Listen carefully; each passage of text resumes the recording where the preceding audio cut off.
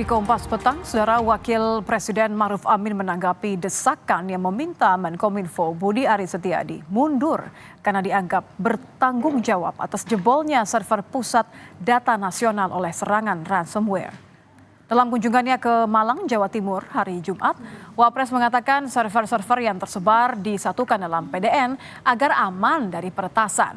Tapi tak disangka, kini PDN lah yang diretas. Menurut Wapres, yang utama pemulihan lebih dulu, baru mencari penyebab server PDN bisa diretas. Menanggapi desakan agar Budi Ari mundur dari jabatan Menkominfo, Ma'ruf Amin menjawab itu adalah hak prerogatif Presiden.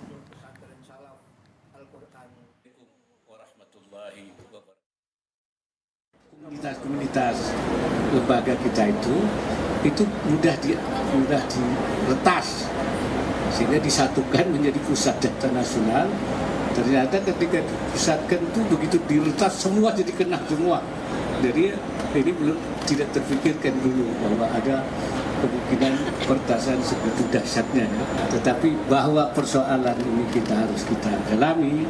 Pertama kita pulihkan dulu kan situasinya, baru kita cari sebabnya.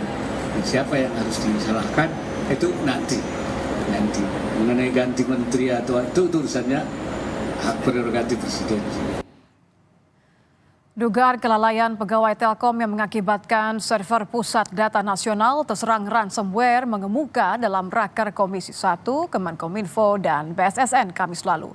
Isu kelalaian pegawai Telkom ditanyakan oleh Ketua Komisi 1 Mutia Hafid ke Direktur Network and IT Solution Telkom Group Herlan Wijanarko. Herlan menjawab masih menunggu hasil audit forensik BSSN. Simpel yang bodoh saja ya.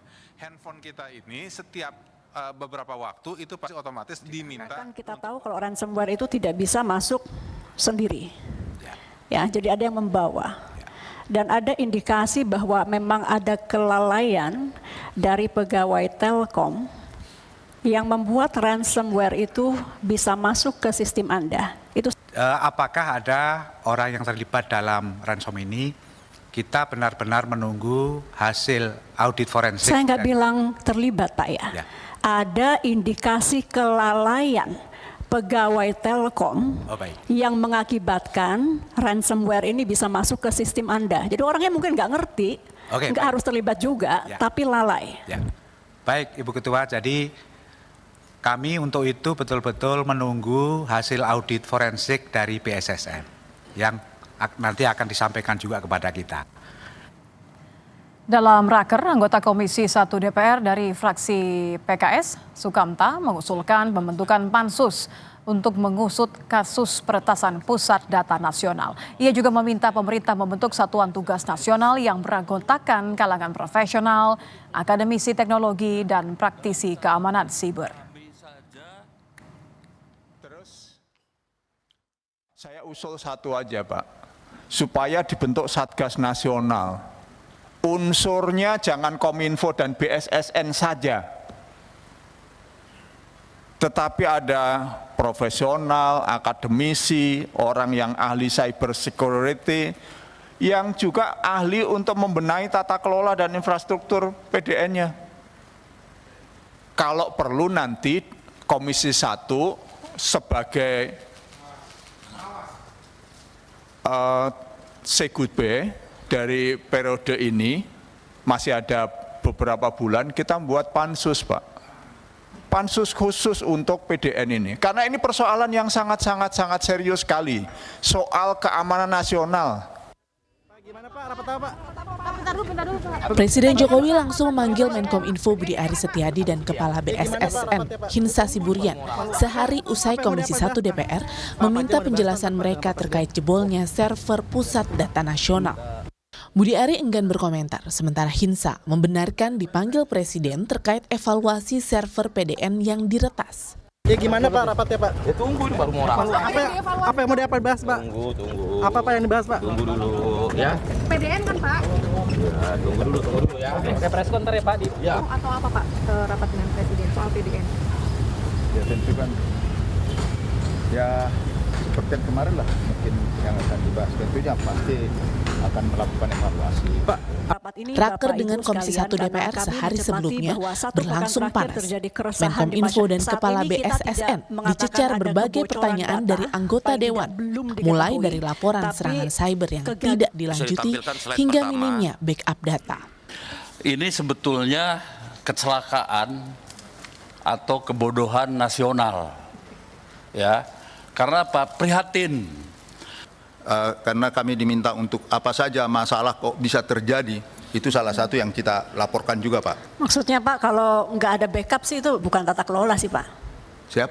Kalau alasannya, ini kan kita nggak hitung Surabaya Batam backup kan, karena cuma 2% kan. Ya berarti itu bukan tata kelola. Itu kebodohan aja sih Pak.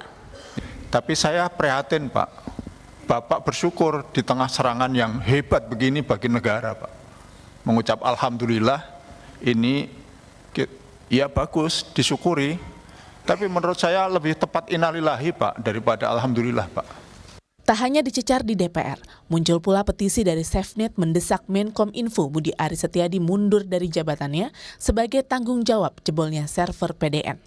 Kami melihat dari awal hingga hari ini sama sekali kami tidak mendengar ada sepatah kata pun terkait permintaan maaf dan pengakuan kesalahan dan kelalaian ya atas yang dilakukan oleh pihak-pihak terkait. Karena saat ini memang PDNS ini di bawah kewenangannya Kominfo, sehingga Kominfo menjadi lembaga yang paling bertanggung jawab. Menkominfo Budi Ari mengklaim sejauh ini tak ada kebocoran data usai server PDN diretas. Namun, akibat serangan ransomware hanya 44 dari 282 kementerian dan lembaga di bawah PDN sementara Surabaya yang punya backup data. Tim Liputan Kompas TV. Ya, dalam raker Komisi 1 DPR dengan Menkominfo, Kepala BSSN dan Telkom mencuat isu kelalaian pegawai Telkom yang mengakibatkan masuknya serangan siber ke server PDN. Bagaimana ransomware ini bisa masuk ke celah keamanan server PDN dan jika benar ada kelalaian, apakah hal ini membenarkan lemahnya mitigasi server pusat data nasional? Sudah ada anggota DPR Komisi 1 fraksi Golkar, Bobi Adityo Rizaldi dan juga pakar keamanan siber Alphonse Sanujaya. Kami sebenarnya masih mengundang pihak dari Kemenkominfo namun hingga saat ini belum ada tanggapan. Saya mau ke Pak Alphonse terlebih dahulu. Pak Alphonse, kemungkinan virus ini masuk kan biasanya ada dua ya, social engineering atau kemudian ada brute force begitu. Kalau dugaannya adalah kelalaian manusia, seberapa besar Anda melihat ini adalah sesuatu yang disengaja atau memang simply tidak peduli saja? Kalau kelalaian manusia jelas, itu kelalaian operator. Jadi kemungkinan masuknya satu ada celah keamanan dari aplikasi yang harusnya secara disiplin dilakukan patching, ditambal kalau ada celah keamanan sehingga peretas tidak bisa masuk, tetapi tidak dilakukan sehingga peretas bisa masuk, itu pertama. Yang kedua, sehubungan dengan informasi tentang adanya Windows Defender yang digunakan, jadi artinya untuk mengakses cluster dari hypervisor itu, asumsinya hypervisor VMware ya, itu menggunakan Windows. Ada kemungkinan bahwa sesudah dipakai untuk maintain, lalu tidak didiskonekkan. Sedangkan sistem operasi ini ya cukup mudah, sangat banyak cara untuk melakukan peretasan, dan kalau berhasil masuk ke Windows-nya artinya dia akan berhasil masuk ke server yang dikelola itu. Jadi maksud Anda sistem pengamanan yang dipilih oleh PDN ini yang lemah, pintu pertama yang lemah? Sistem pengamanan dan standar operasinya harusnya kalau udah dilakukan remote dicabut, itu nggak boleh dihubungkan ke jaringan. Kalau komputer Windows tetap dihubungkan ke jaringan yang untuk remote itu, ya kalau komputer Windows-nya berhasil diambil alih, ya apa yang bisa diakses oleh komputer Windows itu bisa diakses oleh peretas dan dia tinggal menyuntikkan skripnya dari situ. Saya ke Pak Bobi. Pak Bobi, kalau melihat langsung bagaimana alasan ya dari ketiga pihak nih, dari Kominfo, dari BSSN dan juga Telkom, Anda melihat bahwa kelalaian ini tidak direspon dengan serius atau seperti apa Anda melihat ya Pak Bobi? Jadi begini Mbak, kami ini berusaha supaya objektif ya, tidak berspekulasi. hasil dari rapat kerja yang ditonton publik itu kan kita melihat paling utama itu adalah tidak ada koordinasi antar lembaga. Menyampaikan alasan kenapa terjadi peretasan oleh hacking saja itu antara 3 pihak yang hadir dan memberikan pernyataan itu beda semua. Baru terungkap Lempar-lemparan ya? rapat tersebut.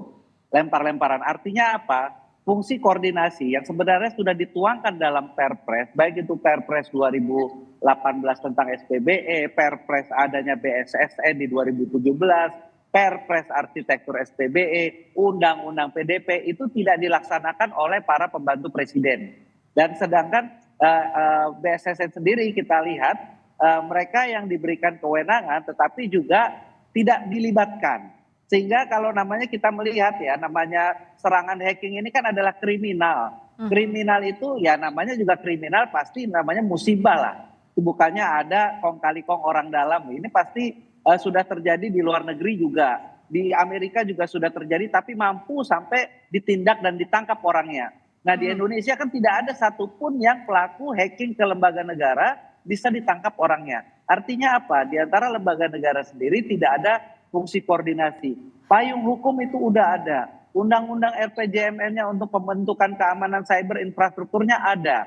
Tetapi ini kan tidak dilaksanakan. Sehingga betul yang tadi disampaikan oleh Pak Alfon, utamanya untuk mitigasi ke depan, kita harus memastikan koordinasi antar lembaga ini jalan dulu. Oke, sebelum ke mitigasi Pak Bobi, maaf saya potong. Sebelum kita ke mitigasi, artinya kan ini sudah sepekan ya. Sudah sepekan, sudah bertemu dengan DPR juga. Sejauh ini Anda melihat bagaimana respon dari BSSN dan juga Kominfo? Karena kan waktu terus berjalan, bahkan ada keluar kata-kata bahwa ya sudah kita memang tidak bisa diselamatkan datanya, tidak bisa dikolek lagi begitu.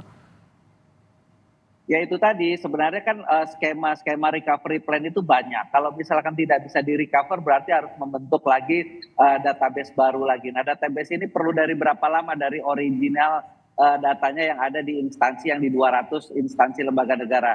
Kan yang disampaikan 44 dari 200 ini yang terdampak. Nah bagaimana bukan hanya di PDN-nya saja, ini harus ditarik ke root-nya secara forensik audit, di 44 lembaga negara di awalnya itu sudah ada atau tidak.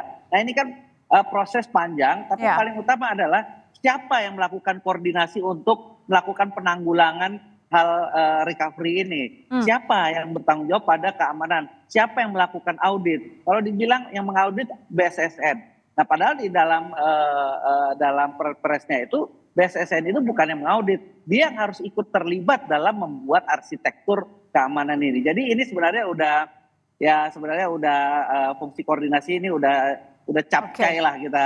Sudah ya. terlalu Jadi, rumit begitu ya, carut marut terlalu rumit, di antara personelnya juga tidak ada koordinasi, dalam rapat aja ngomongnya beda-beda. Jadi paling gampang penuhi sajalah perpres itu, dan juga presiden sebagai orang yang dilapori oleh BSSN melakukan ambil tindakan terhadap para pembantunya. Ini. Kalau koordinasi masih jadi isu, ada lagi nih isu mengenai bagaimana sebenarnya harus membuat sistem keamanan berlapis. Saya kembali ke Pak Alfons.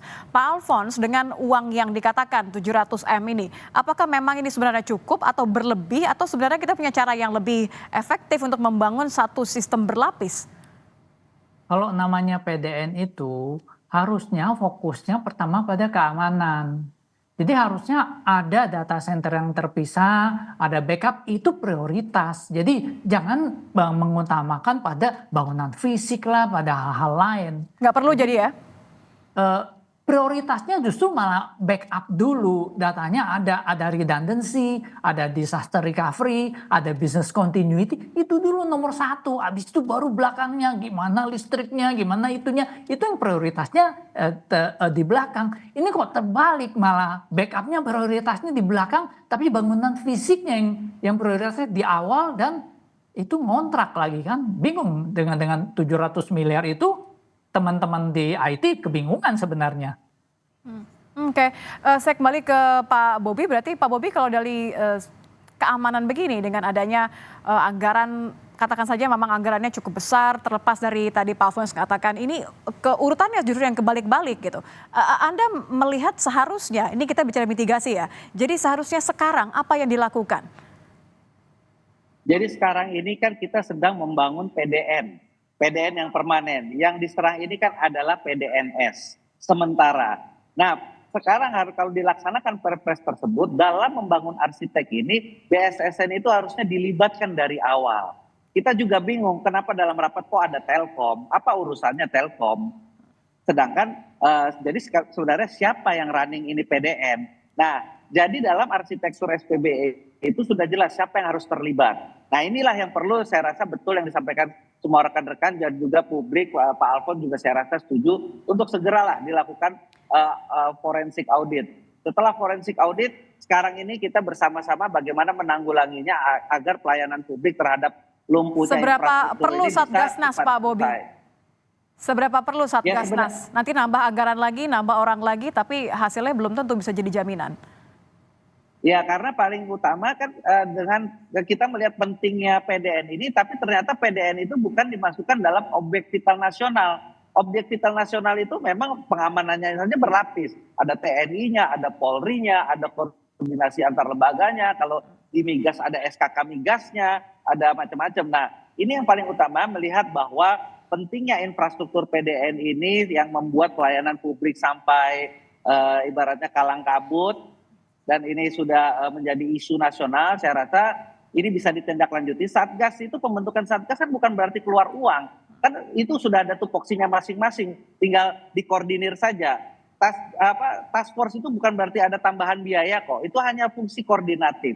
Nah, inilah sekali lagi yang disaksikan oleh publik, tidak ada fungsi koordinasi antar lembaga, khususnya dalam pembentukan PDN dan juga keamanan cybernya. Kalau gitu saya ke Pak Alfons, Pak Alfons ini terakhir. Jadi yang bisa dilakukan karena sudah 1 minggu lah ya, dengan berbagai potensi dampak dan masih di audit forensik begitu, apa yang bisa dilakukan dan seberapa besar potensi kita bisa menyelamatkan data-data tadi? Karena pemerintah kan sudah memutuskan kita tidak bayar. Artinya kita harus hidup dengan data yang dienkripsi ini. Lalu mau nggak mau kita harus ambil data apa yang bisa kita miliki. Jadi sebelum bergabung ke PDN, setiap lembaga pasti punya data masing-masing di tempatnya. Katakan contoh 1 Januari dia bergabung ke PDN, jadi 1 Januari sampai 20 Juni kemarin data itu yang terenkripsi. Jadi data 1 Januari dan sebelumnya itu ada dan bisa direcover. Itu yang bisa digunakan. Lalu bagaimana dengan 1 Januari sampai 20 Juni itu? Ya PDN secara tidak langsung harus bertanggung jawab, ikut di setiap lembaga, itu hukumannya gitu loh. Gimana caranya lu bertanggung jawab supaya data ini bisa apakah dikumpulkan, apakah kalian harus berpartisipasi atau gimana, ya itu bentuk tanggung jawabnya supaya kita tidak terjadi lagi kemudian hari dan tahu konsekuensinya serius gitu. Ini masih bagus, ini bukan konsekuensi hukum, bukan konsekuensi finansial atau, tetapi ya kamu tetap tanggung harus jawab saja ya. Jawab. Ya. Oke, Pak Bobi, berarti terakhir Presiden hingga saat ini memang belum menyatakan apapun ya. Sudah memanggil Menkominfo sebenarnya. Ada desakan juga untuk bertanggung jawab tanda kutip mundur begitu. Apa yang diharapkan oleh masyarakat melalui DPR yang harus dilakukan sekarang supaya tidak lagi kita khawatir data kita rentan sekali nampaknya untuk diretas dan bahkan dijual? Ya, paling pertama adalah bagaimana untuk memulihkan pelayanan yang sudah terdampak ini, perlu kita sama-sama bersatu dan berkoordinasi antar lembaga negara untuk bisa memulihkan layanan seperti sedia kala. Ini yang perlu kesulitan lah dan fungsi koordinatif. Dan yang kedua adalah kita juga meminta untuk Presiden menginstruksikan kepada para pembantunya itu untuk melaksanakan semua instruksi-instruksi yang sudah beliau buat. Baik itu melalui Perpres, baik itu melalui Undang-Undang RPJMN maupun turunan dari Undang-Undang PDP. Jadi sebenarnya sesederhana itu, dan kita di DPR sama-sama mengawasi, kalau perlu ya kita audit legislasinya bahwa apakah yang sudah menjadi turunan tersebut dilaksanakan atau tidak. Karena memang Perpres ini itu sifatnya himbauan, kalau tidak dilaksanakan tidak ada sanksinya. Tetapi dengan dampak yang sefatal ini saya rasa Presiden sekarang harus mulai berpikir juga, kalau para pembantunya ini tidak mau melaksanakan instruksinya dan ternyata mengakibatkan kocar-kacirnya pelayanan publik, ini saya rasa memang harus ada yang perlu bertanggung jawab. Oke, terima kasih Pak Bobi Adityo Rizaldi, anggota DPR Komisi 1 fraksi Golkar, dan juga pakar keamanan siber Alfons Tanujaya sudah bergabung bersama kami di Kompas Petang. Selamat petang.